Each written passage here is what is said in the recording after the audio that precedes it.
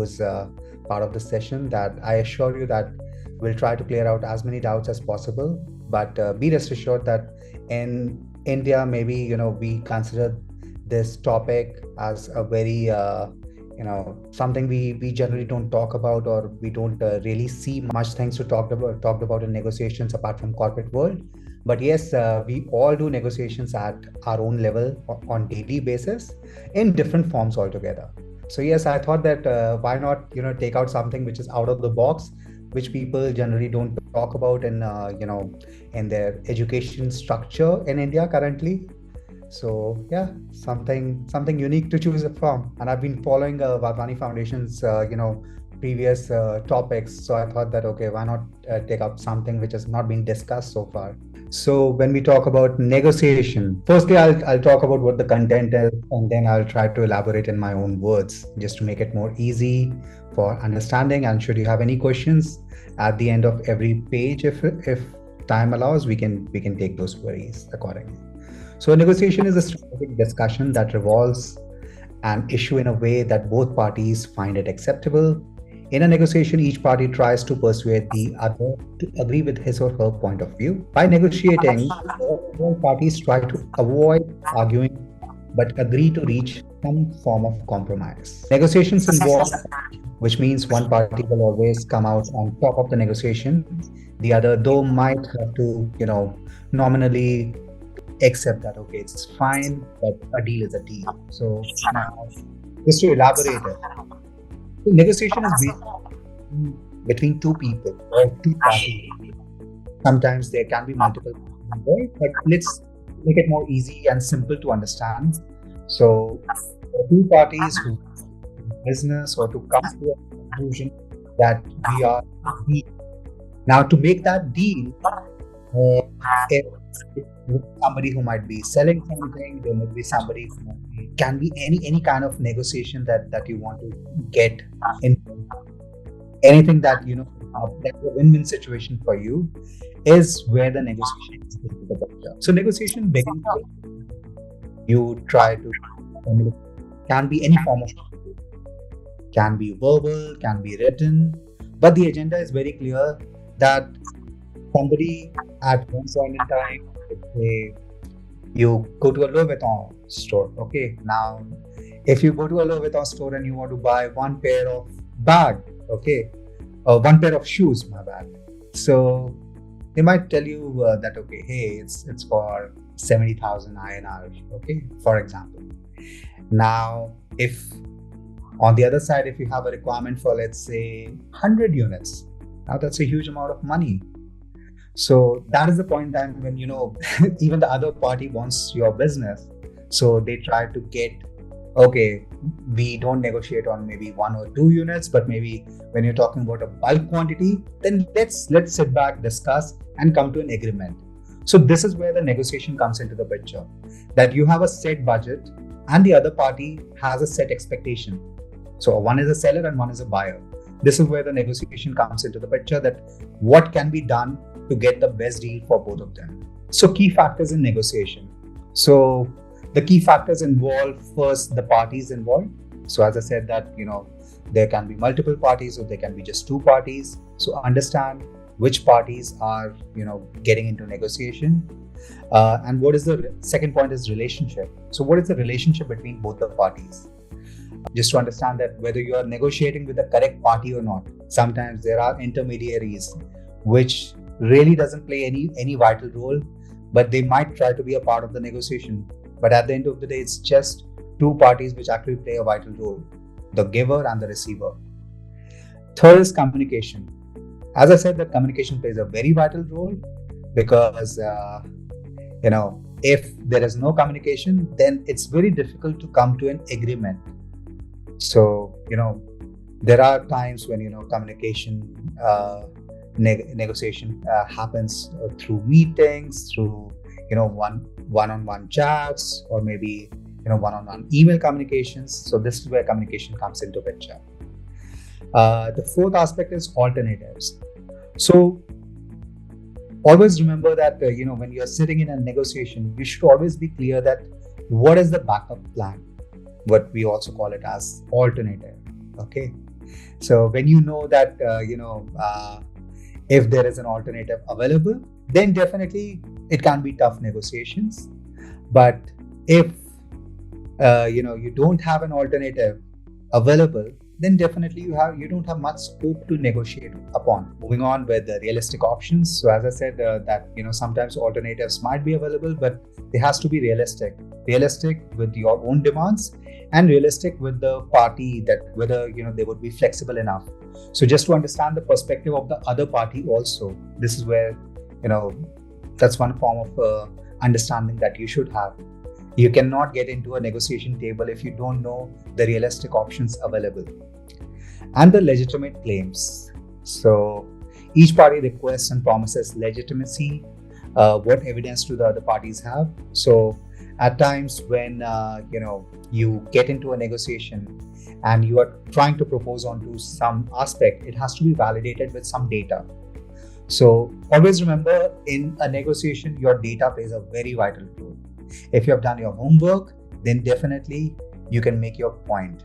But if you're unprepared, you don't have your homework set in place, then you don't have much scope to talk about. It would be just a discussion happening in whims and fancies, but you're far from reality if you have not done your legitimacy of work and your homework. And last but not the least is the level of commitment. So definitely, when it's been said that hard work pays off, then your commitment level should be very high. That yes, the zeal should be visible, that you are interested in something to come out of that discussion. That gives the confidence to the other party also, that yes, the party A is actually interested in taking this communication forward. But if that commitment is missing, then you might not even reach the table of negotiation. Definitely, we all at some point in time in our careers, in our lives, we do have fear. It can be stage fear, or it can be fear of meeting multiple people, getting into a discussion with multiple people for maybe interview rounds that I can encounter it myself. I used to get feared out when I used to see a huge panel of people sitting in front of me. If your homework is done, if your speech is ready, if you know what to talk about under any circumstance, then I don't see any challenge. I don't call it as fear, but it's just sometimes, it's the initial anxiety you might have to see a set of people's, being on the other side and you on the other side. But sometimes it is the opportunity. We hardly get, such opportunities wherein people listen to you and, you are speaking. You have the full attention.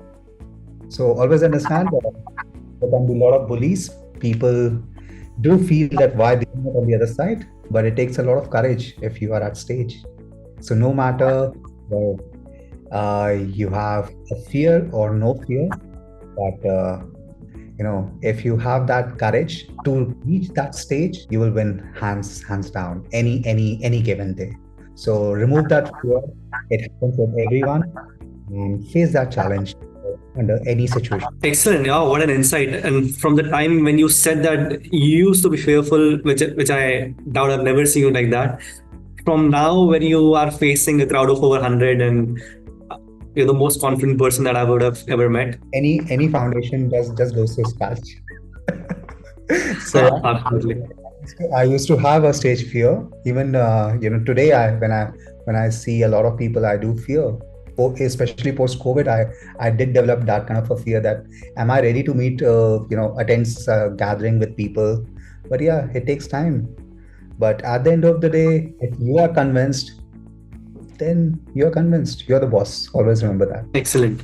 So the next one, I think it's very related to this topic which Carl is asking us, and they're asking us that how can you get people's trust? Look, okay, so I'll correlate it to our topic, negotiation. So definitely, if you get to the table of negotiation, then yes, it shows interest, and not every party shows interest easily. So definitely, if you have reached to the table of negotiation, a table of meeting, then definitely maybe even if that trust is 1%, it is trust. And the trust can be enhanced basis upon your commitment, your communication, your hard work, your homework that you do. So nowadays, I'm doing a lot of data which I've never worked in the past. So definitely, please bear with me if I come if I bring data communication quite frequently. But yes, if you have done your homework, conviction can easily be made. You can convince people, and what you're saying is legitimate. The trust will come. Always remember, if you know the other side, then definitely, that trust level would be made, because they know that you are not far from reality. You have your basics clear. Right. So doing that background preparation work is something which will help gain trust as per you. If you Perfect. don't know the party, then definitely you have to make that trust. And to build that trust, you really have to work hard. Some people are born negotiators, definitely. They negotiate at every point in time. So it's not bad. I still remember in one of the open forums, my my previous manager used to say that if you don't ask for it, you don't get it. So yes, if you are open for negotiation, why not? And like if I talk about basic negotiation happening in India, you go to a fruit market or a vegetable market, a place full of negotiators. Buyers are negotiators, sellers are negotiators. Everyone is a born talented negotiator there. It's up to you how you can convince and how you can negotiate the best deal for you. Something very realistic, that something that we do come across very very frequently. भैया ये 20 रुपए का है, नहीं नहीं नहीं, आप इसको 15 का दीजिए, इतने में तो खरीदा ही नहीं है, 15 का कैसे? So just that if you are convinced that I want to buy it for 15 rupees, I will buy it for 15 rupees. But that conviction is required. Sometimes when they see that yes, the person is very much convinced, he is not going to spend that 20 rupees, maybe you never know that there is always a scope of deal maker which is available. So I would like to come to the other part of the question, that how this negotiation skill can be developed if it's not inborn, inculcated. Definitely, negotiation skills can be developed. Theoretically, anybody can go Google it. You have n number of information available on web. But unless you practice it in your professional or your personal life, you don't get that real-time experience just on the words. You might read about top mergers and acquisitions happening. You might have a lot of success stories that you read upon. But unless you develop it in your daily life, that if I want to improve on my negotiation skills, charity begins at home. So you should actually be curious that yes, if I'm negotiating, maybe even if it's a small bargain, that's how you develop your. So as I said, homework is required. If you ever encounter this and you have time to prepare, then yes, always be clear on what options do you have available. Okay. So today we are going to talk about Batna. It's a very, very popular terminology in negotiations. It's known as a best alternative to a negotiated agreement. It is your ability to walk away from a negotiation where the concessions given to you are not as good as your plan B. So if you have something already, prepared as a backup plan, then definitely Batna. So Batna will tell you that, okay, this is the extreme that I can go to a negotiation. Beyond that, I will not agree under any circumstance. So just to give you an example of, I'm sure there must be users who use V as a network, Vodafone Idea. Okay. So Vodafone Idea is one of the very popular, merger that has happened in telecommunication world. And it is one of the most difficult deals also, because multiple rounds of negotiations have taken place between both the parties to come to a conclusion. How do they want to go ahead? How do they want to, merge? So, if, let's say, one party, let's say Vodafone demands idea that, okay, I'll give you 100 CR and you give me everything possible, okay, to get this merger aligned. Now, this 100 CR is not something that can be made overnight. Okay, they cannot just conclude that, okay, idea may have market value of 100 CR. There's a lot of homework which is being done, and I'm sure So, guys, this is just an example. It has nothing to do with reality. I'm far from the exact dealing that might have happened, but just to give you the context, right? Uh, this is where your homework comes into the picture. The market research, the data is a new oil.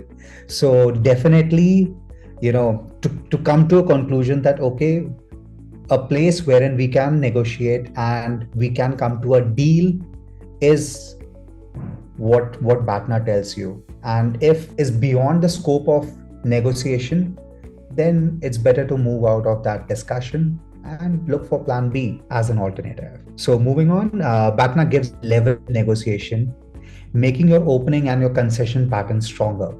So if you know what is the market value, what is the value that you really want to get a deal upon, this is where Batna plays a role, because you know that, okay, this is the number which can be far stretched, and this is the number which is very profitable. And if the discussion is going beyond it, then definitely it's a loss-making deal. So you know where to move out of that discussion.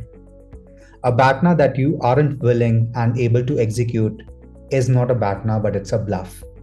So there could be a situation that you are working on any unrealistic number, then it's just a bluff. Maybe a company evaluating itself for 1000 CR, but on in reality, the market capitalization would be just 500 CR. So it's nothing but just a bluff. So if you know what exactly is the relevance of that market share that they have, you can easily understand that whether it's a bluff or it's a legitimate number.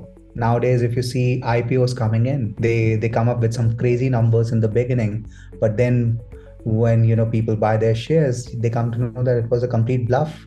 So just to give you a real-time example, your best alternative to a negotiated agreement is a well-conceived plan that you're willing and able to execute if no agreement can be reached. So there are different stages that helps you to create your BATNA.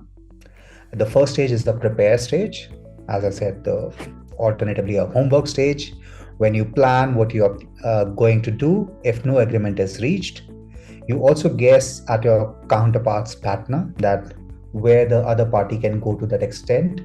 Then is the exchange state, wherein you need to test your assumptions and learn more about your counterpart's contingency plan. So definitely, if you can have a plan B, even the other side can have a plan B. So you should know that if you're not negotiating, maybe the other party, the other competition would. So always read, be aware about what's available in the market. If you have competitors available, then always read what your competitor can provide. So moving on, the more you know, the more accurate assessment you can make about the relative strength of your BATNA compared to your counterpart's BATNA. In exchange, you will also hint that at your BATNAs, if they are indeed strong, you want the other side to perceive you have the power to walk away from this agreement if necessary. If you determine you don't trust the other side, this is a good time to got the BATNA. So far, if you have any questions about BATNA, I would be more than happy to answer that. So we have a bunch of questions that are there around various topics. I'll just pause for a moment, and I have a question that I wanted to ask you on behalf of students is that how do we utilize what we have learned so far from today's session in a real-time setting, and especially for our students in a setting of an interview?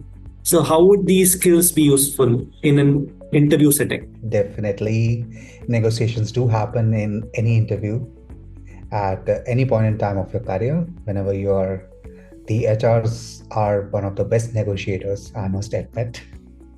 So yes, in an interview, you should be clear on what is, your requirement, what is your ask, and understand that whether that ask is legitimate, whether the other party would be able to digest it or not. Okay. And with regards to interviews, always ask questions whatever way you can, but just make sure that your questions are legitimate. You've done your homework well, what you're asking for. With regards to interviews, negotiation, the biggest negotiation happens in terms of salaries. You might negotiate in terms of the location, or maybe the position that you are sitting for an interview for. Sometimes, they might say that, hey, we cannot hire you as a manager, but maybe we think that you are a good fit for an assistant manager. So this is where your negotiation skills comes into the picture, that why you are the right fit. Sometimes, maybe a small chat is not convincing enough. So you have to put your viewpoint that, what is it that makes you the ideal candidate. So yes, I do employ Batna in any form of situation that I get into, be it personal or professional. I always make sure that I have a backup plan available, so that, if I'm sitting on a negotiation table, I know my boundaries very well. That a point wherein the other party knows that I won't negotiate further to this. And we do negotiate when it comes to, task assignment, be it a task that has been given to me or I'm assigning it to somebody. So at times when, when you're assigning a task, your teams might come and say that, hey Karan, you're assigning me task 1 2 3. I already have so much in my kitty, I won't be able to deliver on the timelines. Then my preferred question is, can you please elaborate what is keeping you so much occupied? Out of those 9 hours, can you please give me a time justification that what you are doing today, so that I get to realize the reality? And if you have that conviction power with you, then I will support you in whichever way form possible. But if you are not able to convince me, then please, I'm convinced that the task that I have aligned you, that can be done and that should be done. Then there is no going back, and then their scope of Batna is gone to ground zero. And my negotiation is on a very stronger side, because they know that they're not able to convince me. So, and same happens vice versa when my superior or my manager has some tasks aligned for me, and I always negotiate on the deadlines. And then I try to convince them that, hey, I'm not denying on the task, but let's be realistic. Let's come to an agreement wherein I don't have to negotiate on the deadlines again and again. So I would not like to go to timeline A, then timeline B, then timeline C. Let's be realistic, and I will give you the pointers. What is keeping me occupied, that I'm not able to, come to a agreement, that I will not be sold on your timelines. So definitely in a negotiation, be very strong. My personal advice, don't get easily convinced. If you are very focused that you are not going to buy anything and everything easily, that makes you a strong negotiator under any circumstance. Don't get sold on immediately. Don't say yes. Always learn to say no. Sometimes it helps. And then people try to convince you that, okay, hey, I do understand you might have challenge number A, B, C. So what I can do for you, what we can do to come to a conclusion. This is where your, door of negotiation opens, and you can set your own terms that, okay, I understand. And maybe, we can work. I don't foresee any challenge of, moving from industry A to industry B, if you have the right mindset. I'm not talking about skill set right now. I understand you may not have the right skill set, which, they might be looking out specifically, but sometimes recruitments do happen on the basis of mindset. Training can be imparted, but always remember, the mindset cannot be easily imparted. It takes a hell lot of courage, training, and time and dedication to get the right mindset. And I do recruitments. I do, I always hire not only on the basis of experience, but I specifically hire on the basis of the right attitude. if you are open to learn, if you are ready to take the challenge that comes up, then you are a valid candidate. I don't see that somebody, carrying 5 years of experience makes them a right candidate and a fresher a wrong candidate, or somebody switching the industry makes them a wrong candidate. So first thing is the pre-work. Do your homework well, because sometimes in a negotiation you don't get much time to convince. But if you have done your homework well, your majority of the job is already done. You're just here. Maybe sometimes negotiations just last for 5 minutes, but those 5 minutes are worth every second.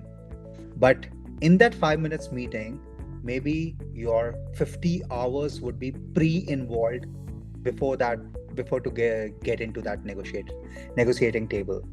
First thing. Second thing, be a very good listener.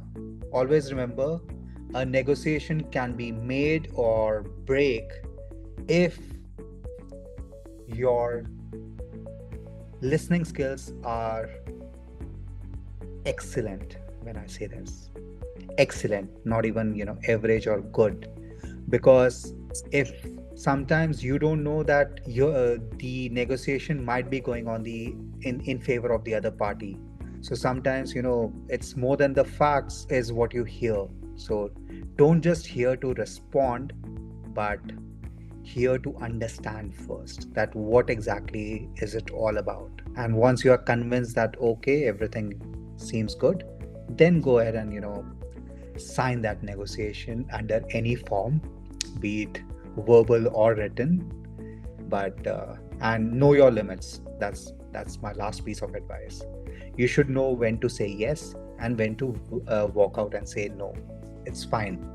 Even if we don't negotiate, we are okay, we are good to go to lose this deal rather than making a deal which is loss making. So that's all from my end. And one small piece of advice is that you guys are in initial phase of your career. If yes, then I understand salaries are important, but at the end of the day, all the aspects that my colleague has shared, they play a very vital role. You might end up making good salary, but salary comes only for day one, first day of the month and make you happy. But those remaining 29 days, don't be unhappy. So money cannot be the only priority. Sometimes it's the learning also which matters. And if you're not happy after those 9 hours of work, then you're not doing justice just by getting paid for those 9 hours. That's my personal piece of advice to each one of you.